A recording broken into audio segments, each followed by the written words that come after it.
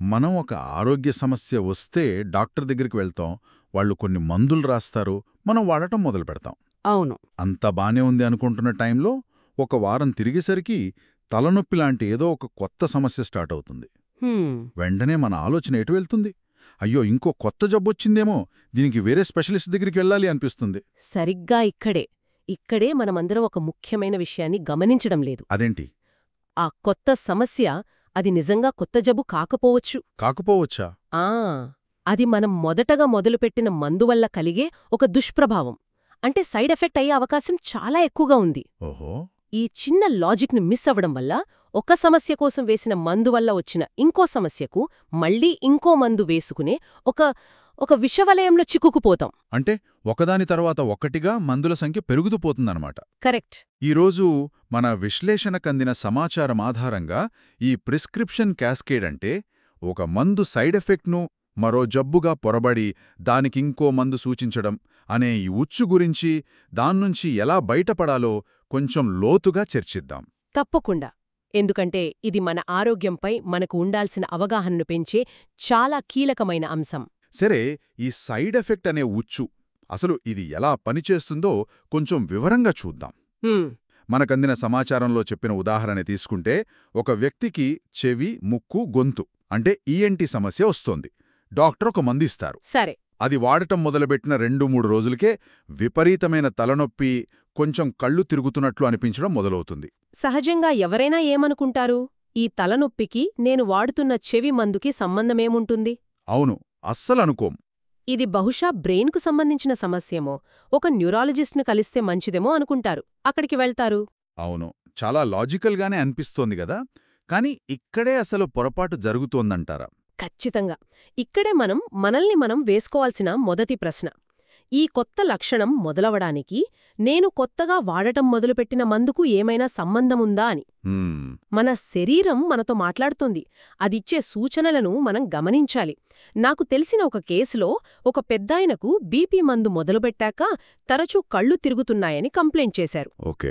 వెంటనే అది వయసురీత్యా వచ్చిన వట్టిగో సమస్యేమో అని భావించి దానికింకో మందు మొదలుపెట్టారు. ఓహో, అంటే 2 మందులయ్యాయి. అయ్యాయి. కానీ కొన్నాళ్లకి తెలిసిందేంటంటే ఆ కళ్ళు తిరగడమనేది మొదటగా మొదలుపెట్టిన బీపీ మందు యొక్క ఒక సాధారణమైన సైడ్ ఎఫెక్ట్ అని. అవునా? ఆ మందు డోసు సర్దుబాటు చెయ్యగానే ఈ లక్షణం మాయమైంది. చూడండి, ఒక చిన్న గమనింపు లోపించడం వల్ల అనవసరంగా ఇంకో మందు శరీరంలోకి వెళ్ళింది. అబ్బా. దీన్నే ప్రిస్క్రిప్షన్ క్యాస్కేడ్ అంటారు. ఇది చాలా ఆశ్చర్యంగా ఉంది. అంటే ఒక సమస్యను పరిష్కరించబోయి ఇంకో 2 సమస్యలను కొని తెచ్చుకున్నట్టుంది. అవును. ముఖ్యంగా తలనొప్పి, వికారం, మగతలాంటివి. ఇవి చాలా సాధారణ లక్షణాలు.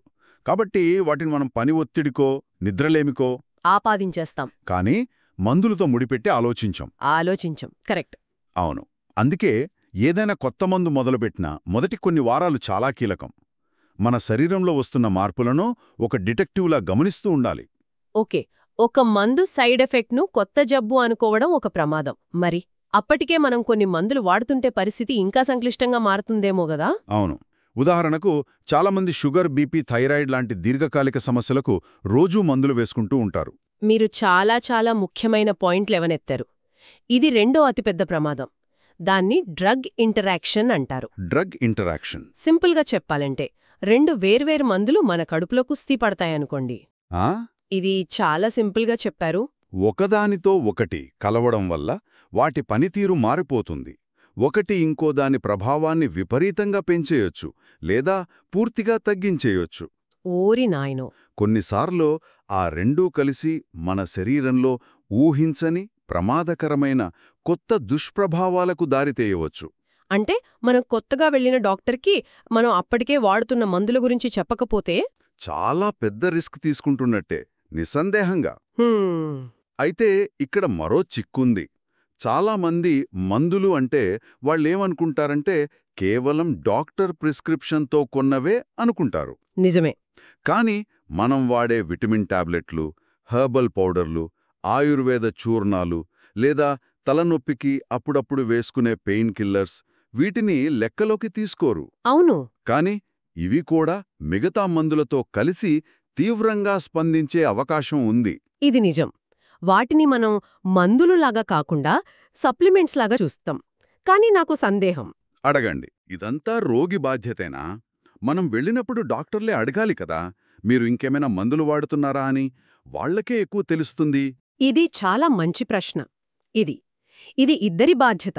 తప్పకుండా వైద్యులు అడగాలి, చాలామంది అడుగుతారు కూడా. కానీ ఒక్కోసారి వాళ్లకున్న పని ఒత్తిడిలో రోజుకి 50-100 మంది రోగులను చూసే క్రమంలో ఈ ప్రశ్న అడగడం మర్చిపోవచ్చు, లేదా మనం చెప్పింది పూర్తిగా రిజిస్టర్ చేసుకోలేకపోవచ్చు. నిజమే, వాళ్ళని కూడా తప్పుపట్టలేం. అందుకే మన ఆరోగ్యం మన చేతుల్లో ఉందని గుర్తుంచుకుని, మనమే చొరవ తీసుకుని, డాక్టర్ ఒక్క నిమిషం, నేను ప్రస్తుతం ఈ మందులు, ఈ సప్లిమెంట్లు కూడా వాడుతున్నాను అని స్పష్టంగా చెప్పాలి. అవసరమైతే మనం వాడుతున్న మందుల డబ్బాలని, వాటినే తీసుకువెళ్లడం ఇంకా ఉత్తమం.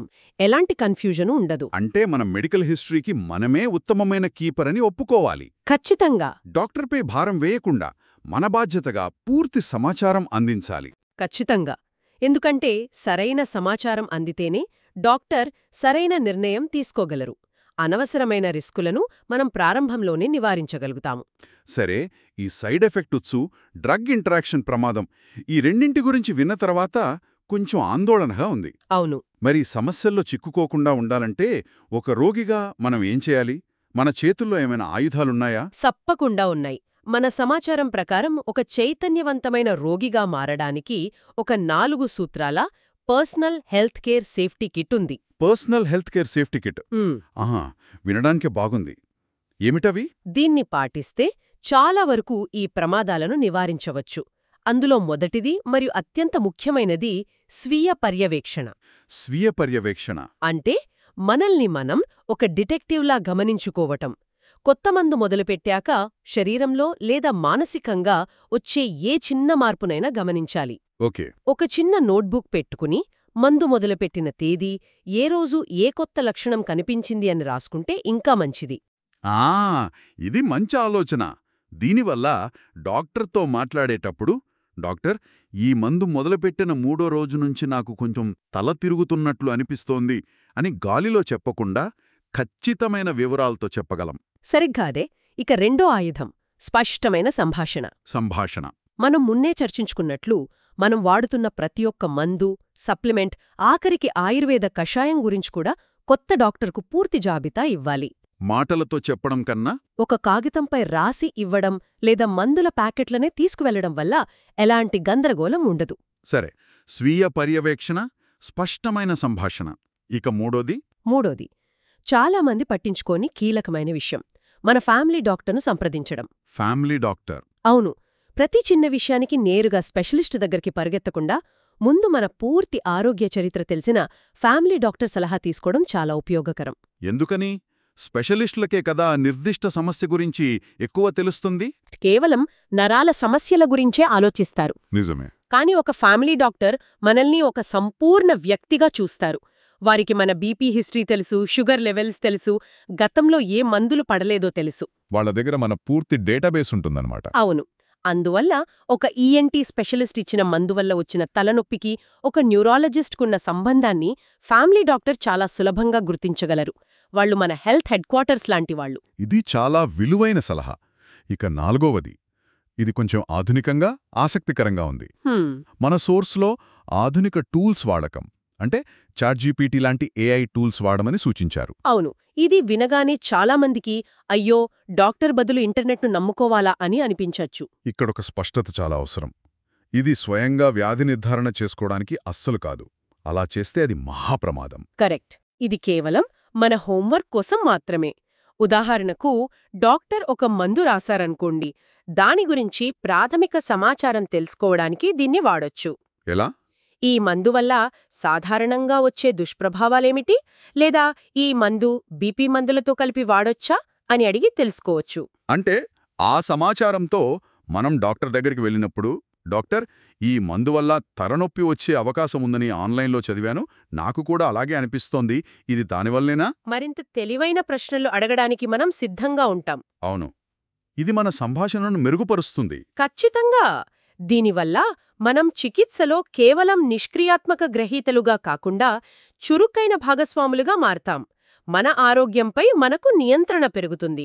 ఈ 4 సూత్రాలు పాటిస్తే మనం చాలా వరకు సురక్షితంగా ఉండగలం. చూశారా? ఒక చిన్న తలనొప్పి అనుమానంతో మొదలుపెట్టి మందుల వెనుక ఉన్న ఒక పెద్ద ప్రపంచాన్ని చూశాం. అవును. సైడ్ ఎఫెక్ట్ అనే ఉచ్చు నుండి డ్రగ్ ఇంటరాక్షన్ అనే ప్రమాదం వరకు, చివరికి మనల్ని మనం తాపాడుకునే ఈ సేఫ్టీ కిట్ వరకు వచ్చాం. హ్మ్. మొత్తం మీద మన ఆరోగ్య సంరక్షణలో మనం కూడా ఒక భాగస్వామిగా ఉండాలి, కేవలం వినియోగదారుగా కాదు అనేదే కీలక సూత్రం. సరైన మాట. ఆధునిక వైద్యమనేది ఒక భాగస్వామ్యం లాంటిది. డాక్టర్ నైపుణ్యం, అనుభవం ఒకవైపుంటే, మరోవైపు రోగి తన శరీరం గురించి, తన అనుభవాల గురించి అందించే కీలకమైన సమాచారం మరోవైపు ఉంటుంది. ఈ రెండూ కలిసినప్పుడే ఉత్తమమైన ఆరోగ్య ఫలితాలు సాధ్యమవుతాయి. సరే, ఈ చర్చ మనందరికీ ఒక మంచి ఆలోచనను మిగిల్చింది. చెప్పండి. మనం ఇప్పటిదాకా ఒక మందుకు ఇంకో మందుకు మధ్య ఉండే సంబంధం గురించి మాట్లాడుకున్నాం. కానీ మనం రోజూ తినే ఆహారానికి, మనం వేసుకునే మందులకు మధ్య ఉండే సంబంధం గురించి ఎప్పుడైనా ఆలోచించామా? ఆసక్తికరమైన ప్రశ్న. చాలా లోతైనది కూడా. కొన్ని ఆహార పదార్థాలు కొన్ని మందుల పనితీరును పూర్తిగా మార్చేయగలవు. అవునా? వాటి శోషణను, యా. అబ్జార్ప్షన్ పెంచవచ్చు లేదా తగ్గించవచ్చు. మనం తీసుకునే ఆహారం, ఒక మందు మన శరీరంలో పనిచేసే విధానాన్ని ఎలా మార్చగలదు? ఉదాహరణకు, ఒక చిన్న ద్రాక్ష పండు రసం మనం వేసుకునే కొలెస్ట్రాల్ లేదా బీపీ మందు ప్రభావాన్ని తలకిందులు చేయగలదంటే నమ్మశక్యంగా లేదు. నిజం.